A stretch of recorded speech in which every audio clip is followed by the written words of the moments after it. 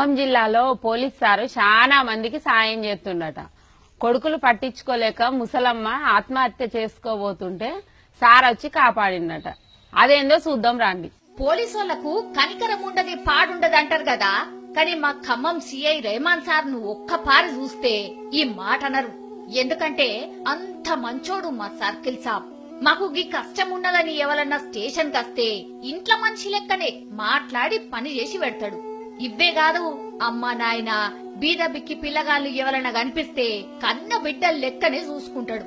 వాళ్ళు చదువుకోతందుకు బుక్కులు, పెన్నులు, పెన్సిళ్లు, తొడుక్కోతందుకు బట్టలు కొనిస్తాడు. కాళ్ళు చేతులు లేనోళ్లకు చక్రాల కుర్చీలు కూడా కొనిచ్చిండు సారు. మళ్ళీ నిన్న అవన్నిటికంటే మంచి పని ఇంకోటి చేసిండుల్లా. ఇగో ముసలవ్వని చూడుర్రి, పేరు ఎంకమ్మ. ఇయ్యలనో రేపో అన్నట్టున్నది కదా. ఆమెకు 4 కొడుకులున్నారట. ఎవ్వలు పట్టించుకోకపోయే వరకల్లా పానం తీసుకోతందుకు తయారైందట. నీళ్లల వడతందుకు పోతుంటే వాగు కాడ ఎవలో చూసి సీఐ సార్కు ఫోన్ కొట్టిరట.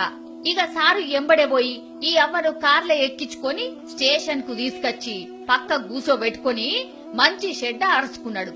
నువ్వేం బాధపడకు, నీ రక్తం పంచుకు పుట్టకపోయినా గాని నీ కొడుకు అసుంటోనే అని ధైర్యం చెప్పిండు. అనాథాశ్రమానికి తీసుకుపోయిండు.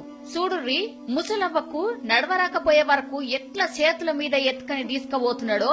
కడుపున ఉట్టినోళ్లు పట్టించుకోకపోయినా రెహమాన్ సారు పానం నిలబెట్టిండని కళ్ళల్లో నీళ్లు తీసుకుంటా ముసలవ్వ ఏమో చెప్తుంది. ఈనుండ్రి, కొడుకులు పట్టించుకోకపోతే పుట్టి చచ్చిపోవడం అని వచ్చినానయ్యా. వేసుకోబడదామని అక్కడ లోయలుంటే లోయలో పడ్డా.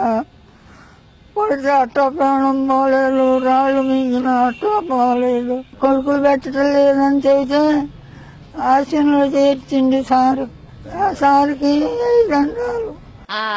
ఇన్నది కదా అవ్వ ఏం చెప్పిందో.